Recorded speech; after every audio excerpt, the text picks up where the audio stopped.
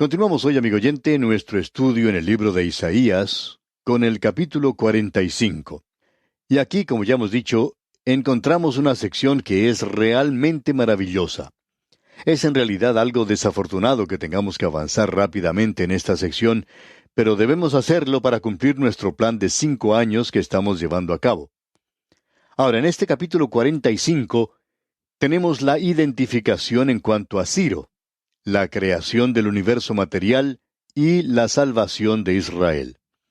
Estos son los mismos temas que vimos en los capítulos anteriores, con la excepción de la identificación de Ciro. Así es que en los primeros 6 versículos de este capítulo tenemos el llamamiento de Ciro, o sea, la profecía concerniente a Ciro antes de haber nacido. En realidad, este capítulo comienza con el último versículo del capítulo anterior, es decir, el capítulo 44.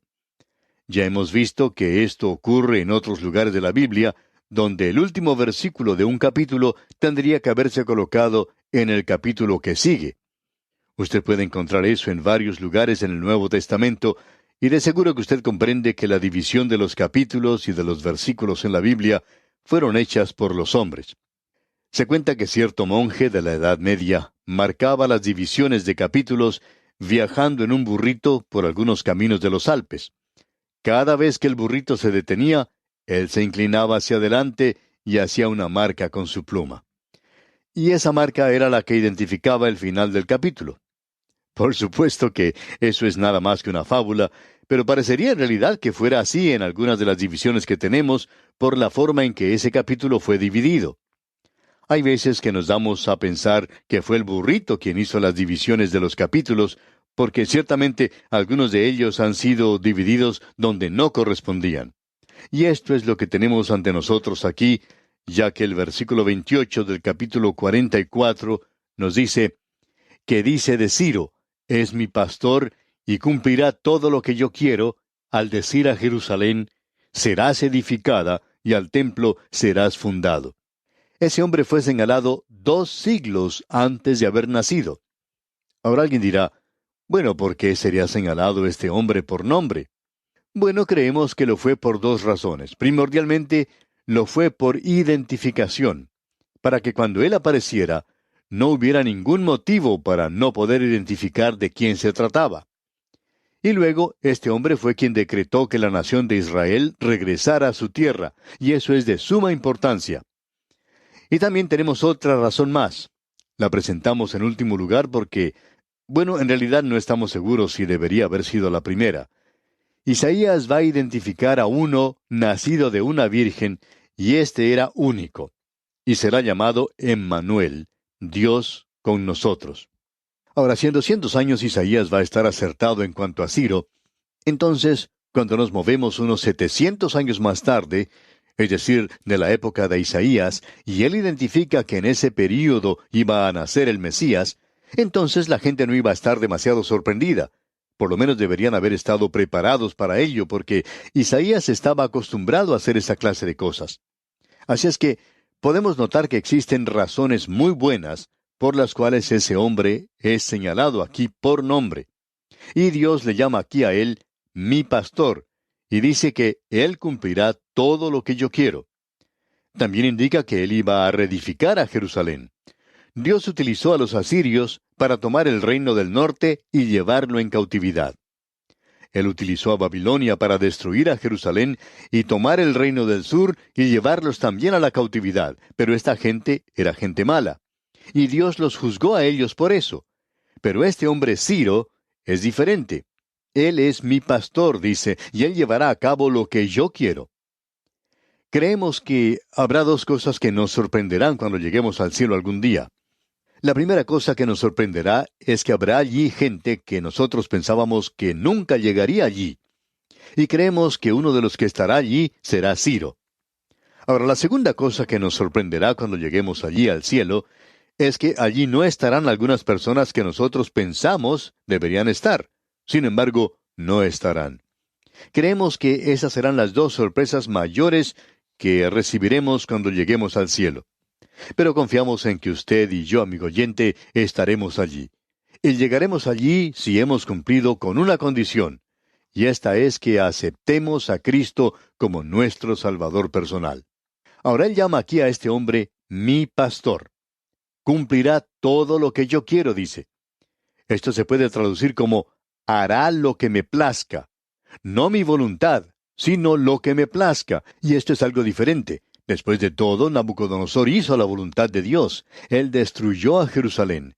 Y creemos que con el pasar del tiempo, Nabucodonosor llegó al conocimiento del Dios vivo y verdadero bajo el ministerio de Daniel, y eso tuvo lugar durante un período de años. Bien, veamos lo que dice ahora el versículo 1 de este capítulo 45. Así dice Jehová a su ungido, a Ciro, al cual tomé yo por su mano derecha, para sujetar naciones delante de él, y desatar lomos de reyes, para abrir delante de él puertas, y las puertas no se cerrarán. Esta es una profecía muy destacada la que tenemos ante nosotros. Ciro no apareció en las páginas de la historia sino hasta 200 años después de Isaías. Él vino procedente del este, de Persia, y allí se ha descubierto hoy un monumento. En realidad, lo que se descubrió fue una lápida que identifica una tumba, y uno no puede leer eso sin reconocer que allí tenemos a un hombre humilde que había confiado en Dios. La mayoría de los gobernantes de esa época eran personas a las que les gustaba hacer alarde de lo que habían realizado. La mayoría de ellos eran mentirosos. Había que tomar las cosas que ellos decían con sumo cuidado porque eran muy mentirosos. A ellos les gustaba contar cuán grandes y poderosos eran. Era lo que hoy consideramos los políticos modernos. Así es que no se podía confiar demasiado en ellos. Sin embargo, este hombre Ciro no hace cosas así. Sí, él había conquistado el mundo, pero él no se jacta de eso. Tenemos aquí que a él se le llama el ungido de Dios, y esto se aplica solo a la persona del Señor Jesucristo. Sin embargo, aquí se le llama así a Ciro. ¿Por qué? Porque él iba a hacer lo que Dios quería. Él llevó a cabo la voluntad de Dios. Él libró a este pueblo de la cautividad y le permitió que regresara a la tierra prometida. Y él también animó a aquellos que no habían regresado a que enviaran de sus posesiones, a que enviaran regalos de oro, plata y cosas preciosas para aquellos que habían regresado. En ese sentido, él se podía haber considerado como un Mesías gentil de Israel, y una tenue, débil indicación de aquel que vendría más adelante. Ahora, ¿a qué se refiere las puertas mencionadas aquí? Bueno, creemos que son las puertas de Babilonia que fueron cerradas ante Israel y que no permitían que regresara a Palestina.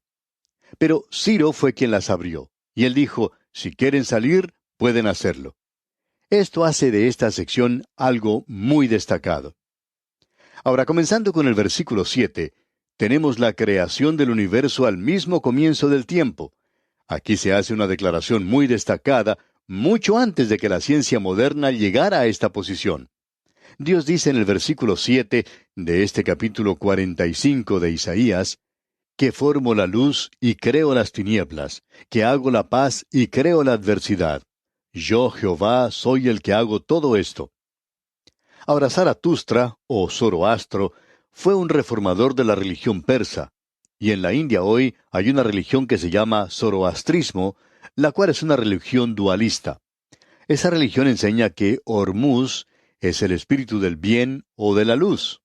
Ahora, Dios dice que Él crea la luz, y la luz no es ningún Dios. Pero esta gente se había acercado mucho a la cúspide, y nos preguntamos por qué ellos llegaron tan cerca de la luz y por qué llegaron a adorar a un solo Dios en medio de la idolatría.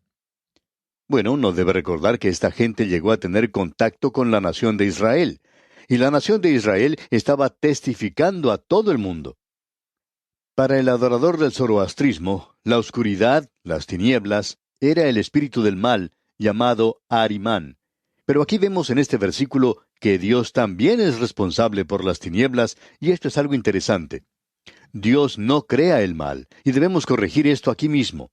El mal o las tinieblas, como tenemos en este versículo, se mencionan en el sentido de tristeza, dificultad, tragedia, miseria, que es el fruto del mal, el fruto del pecado. En realidad, esta es una manera de decir en el Antiguo Testamento que la paga del pecado es la muerte. Es decir, que si usted hace ciertas cosas, eso es lo que ocurrirá. En efecto, permítanos presentar algo más aquí porque estamos viviendo en días cuando la gente dice que el bien y el mal son términos relativos, que cualquier cosa que uno piense que es buena, pues es buena, y usan esta clase de argumento. Bueno, la Biblia dice, no matarás, no hurtarás. Pero, ¿qué es la Biblia? ¿Quién debe obedecerla? ¿Quién debe escuchar al Dios de la Biblia? El Señor tiene aquí otro argumento poderoso y convincente. Dios dice que si usted se complace en el pecado le dará su paga en el día de pago, y habrá un día de pago en el futuro para esto. Y en el momento en que usted se complace en pecar, se hace acreedor al pago. Y de paso digamos que le da una buena paga. Eso es lo que Él quiere decir aquí. Dios dice que Él ha creado al universo y que cuando usted quebranta lo que Él ha dicho, usted no necesita un juez, no necesita un verdugo o la silla eléctrica. Dios se hará cargo de eso. Él siempre lo hace. Nos damos cuenta, pues, que nos encontramos en una sección realmente tremenda. Así es que Dios dice, por tanto, que Él fue quien creó la luz y las tinieblas. Y luego dice en el versículo 9 de este mismo capítulo 45, «Ay del que pleitea con su hacedor, el tiesto con los tiestos de la tierra. Dirá el barro al que lo labra, ¿qué haces? ¿O tu obra no tiene manos?» ¿Para qué luchar contra Dios, amigo oyente? Él es quien lo dirige todo. Los griegos tienen un proverbio que dice, los dados de los dioses están cargados. Y eso es exactamente lo que Dios está diciendo en su palabra. Dios dice, no juegues conmigo, no pleitees conmigo, no pienses que puedes luchar contra mí. Y amigo oyente, es mejor que usted llegue a un acuerdo en su pleito fuera de la corte. Ya hemos visto anteriormente en este libro que dice, venid luego, dice Jehová, y estemos a cuenta. Si vuestros pecados fueren como la grana, como la nieve serán emblanquecidos.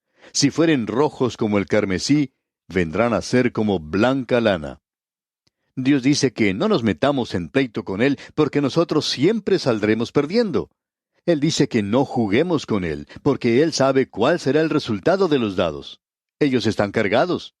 Y dice, yo sé siempre cuál será el resultado, pero tú no lo sabes. Y luego Dios dice aquí en el versículo 12, yo hice la tierra y creé sobre ella al hombre. Yo, mis manos, extendieron los cielos y a todo su ejército mandé. Debemos destacar aquí algo que es de suma importancia. Dios dice, mis manos extendieron los cielos. Eso no es ninguna cosa accidental.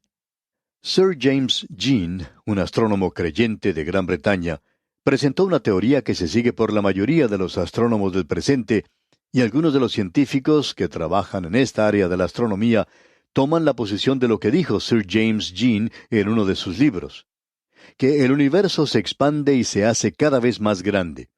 Los planetas y los mundos y los sistemas galácticos todos se están separando unos de los otros. Dios dice, mis manos extendieron los cielos. Así es como Él lo hizo. No nos ha dicho exactamente cómo fue que lo hizo y cómo Él puede tomar nada y hacer algo de eso. No lo sé. Pero no interesa cuál es la teoría que usted ha adoptado, amigo oyente. Puede que sea la de la evolución, y aún con eso usted tiene que regresar a cierto lugar donde no hay nada. Y luego existe algo. Y usted me puede explicar a mí cómo es que de la nada sale algo. Y entonces yo le escucharé. Pero hasta cuando usted pueda hacer eso, amigo oyente, usted puede seguir hablando y hablando todo lo que quiera acerca de los monos, mientras yo me quedo aquí sentado y sonriendo porque, en realidad, soy un escéptico, no lo puedo creer. Solo Dios, amigo oyente, tiene una respuesta razonable.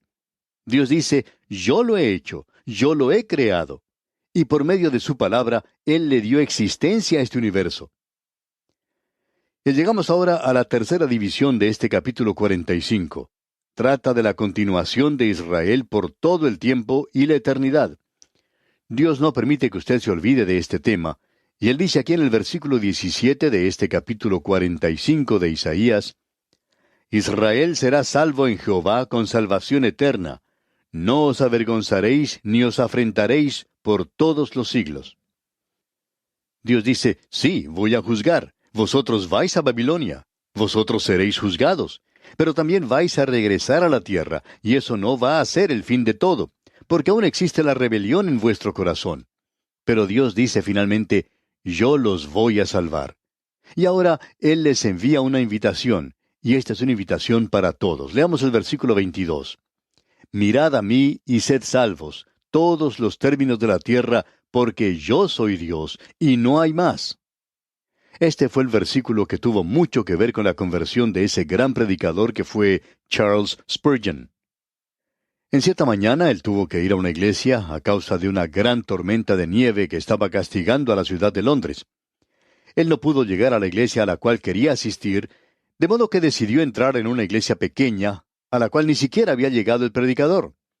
Cierto hombre se levantó, y aun cuando Spurgeon no sabía qué clase de oficio tenía ese hombre, él sí sabía que era una persona bastante ignorante. Y este hombre tomó este versículo como texto esa mañana. Y aun cuando le faltaban los relámpagos, tenía bastante de trueno. Se levantó, pues, y dijo este versículo, mirad a mí y sed salvos todos los términos de la tierra. Y comenzó a hablar acerca de este texto. Ahora Dios dice que usted debe mirar a Él y ser salvo. Y después de decir eso, bueno, se le acabó la imaginación. Él había dicho todo lo que podía decir, así es que comenzó con sus truenos y comenzó a gritar y a golpear el púlpito y dijo, miren a Dios todos los términos de la tierra y sed salvos. Miró hacia la parte de atrás del auditorio y allí vio a este joven, Spurgeon, que estaba sentado sintiéndose realmente miserable, y le dijo, joven, usted parece sentirse muy miserable. Mire al Señor Jesús y será salvo. Ahora, de paso, debemos decir que Spurgeon era un joven muy brillante, muy inteligente, y Spurgeon dice, yo miré a Jesús y fui salvo. Un versículo maravilloso, por cierto, y tiene mucho poder aún en el día de hoy. Bien, llegamos ahora al capítulo 46 de Isaías. Tenemos aquí la derrota de los ídolos de Babilonia y la declaración a Israel de la salvación y la denuncia del panteísmo, es decir, la adoración de toda clase de ídolos. En primer lugar, tenemos el juicio de los ídolos de Babilonia. Leamos el primer versículo de este capítulo 46. Se postró Bel, se abatió Nebo. Sus imágenes fueron puestas sobre bestias, sobre animales de carga. Esas cosas que vosotros solíais llevar son alzadas cual carga sobre las bestias cansadas. Bel y Nebo eran los dioses de Babilonia. Bel es una abreviación del nombre Baal, de donde tenemos la palabra Baal Zebú, y eso significa Satanás. Nebo quiere decir orador o profeta. Cuando Pablo y Bernabé fueron a Galacia, la gente de ese lugar pensaba que Bernabé era Bel, o Júpiter, y Pablo, Nebo o Mercurio, porque ese era el que hablaba más. Y a nosotros se nos advierte hoy que nuestra lucha es una lucha espiritual. En realidad, detrás de los ídolos de aquel día, existía la terrible situación de la adoración de Satanás. Esto es algo que ha llegado a ser muy popular en nuestros días, lamentablemente. Ahora tenemos comenzando aquí con el versículo 3, la promesa de salvación de parte de Jehová, y él está hablando de idolatría. Leamos el versículo 3. Oídme, oh casa de Jacob, y todo el resto de la casa de Israel, los que sois traídos por mí desde el vientre, los que sois llevados desde la matriz. Dios está diciendo aquí a Israel que Él ha estado llevando a esa nación de la misma forma en que una mujer lleva a su criatura en su vientre. Y en el versículo 4 continúa, y hasta la vejez yo mismo, y hasta las canas os soportaré yo. Yo hice, yo llevaré, yo soportaré y guardaré. Aquí tenemos la diferencia entre los asuntos falsos y los verdaderos. Y nos gustaría hacer una pregunta, amigo oyente. ¿Le está llevando la religión a usted? ¿O usted está llevando a su religión? Eso es importante. Dios dice, yo llevo vuestros pecados. Él llevó nuestras enfermedades y sufrió nuestros dolores. Y Él también lleva nuestras cargas, nuestras preocupaciones, como nos dice el apóstol Pedro en su primera epístola capítulo 5 versículo 7, echando toda vuestra ansiedad sobre Él, porque Él tiene cuidado de vosotros. Y luego, Dios nos lleva hoy. El eterno Dios es tu refugio, y acá abajo los brazos eternos. Él echó de delante de ti al enemigo, y dijo, destruye. Dios dice, yo llevaré, yo soportaré. Y eso se lo dice a usted, amigo oyente, y me lo dice a mí también. Notemos ahora lo que dice en cuanto a la idolatría aquí en el versículo 5 de este capítulo 46 de Isaías. ¿A quién me asemejáis y me igualáis y me comparáis para que seamos semejantes? Amigo oyente, una de las cosas que el Señor Jesucristo hizo fue no solo la de redimir a los hombres, sino que Él reveló a Dios cuando vino a esta tierra. Esa es la única forma por la cual nosotros podemos conocer a Dios. Ahora aquí se nos dice cómo hace la gente cuando quiere tener un ídolo. Aquí tenemos una sátira en cuanto a la idolatría. Leamos el versículo 6. Sacan oro de la bolsa y pesan plata con balanzas, alquilan un platero para hacer un dios de ello, se postran y adoran. Ahora hacen construir una imagen de metal que es mucho mejor que la de madera y es mucho más hermosa y de más valor. Y el dinero del hombre rico se gasta en hacer un ídolo. Es decir que si usted, amigo oyente, no tiene mucho dinero, tiene un dios barato. Pero si usted es rico, entonces tiene un dios rico. En realidad, todo se resume al hecho de que el hombre está adorando a su propia mano de obra. Están adorándose a sí mismos. Es una forma de humanismo. Y ahora tenemos la verdadera prueba aquí en el versículo 7, donde dice, se lo echan sobre los hombros, lo llevan y lo colocan en su lugar. Allí se está y no se mueve de su sitio. Le gritan y tampoco responde, ni libra de la tribulación. Escuche lo que Dios les dice a ellos aquí en el versículo 9 ahora. Acordaos de las cosas pasadas desde los tiempos antiguos, porque yo soy Dios y no hay otro Dios, y nada hay semejante a mí. Dios dice, yo los llevo a ustedes. ¡Qué diferencia, amigo oyente! Dios dice, yo llevaré. Finalizamos en este punto hoy porque hay mucho de idolatría moderna en la actualidad. Tenemos que enfrentar esto. ¿Saca algo usted cuando va a la iglesia? ¿Recibe algo cuando escucha este programa radial? Pues bien, si usted no recibe nada, yo le quiero decir algo, amigo oyente, que Dios quiere comunicarle algo a usted. Él tiene algo para usted. Quiere llevarle. Él no quiere que usted le lleve a Él. Hay muchas personas hoy que están cargando con su Dios a cuestas.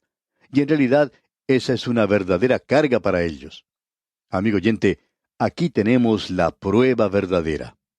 Mientras tanto, le recordamos leer el capítulo 47 de Isaías, al cual daremos consideración en nuestro próximo programa, pues de esta forma estará usted mejor preparado para nuestro próximo estudio. Nos despedimos ahora, pero antes dejamos con usted estas palabras del Señor registradas en el libro de Isaías. Yo soy el que borro tus rebeliones por amor de mí mismo, y no me acordaré de tus pecados. Que el Señor le bendiga.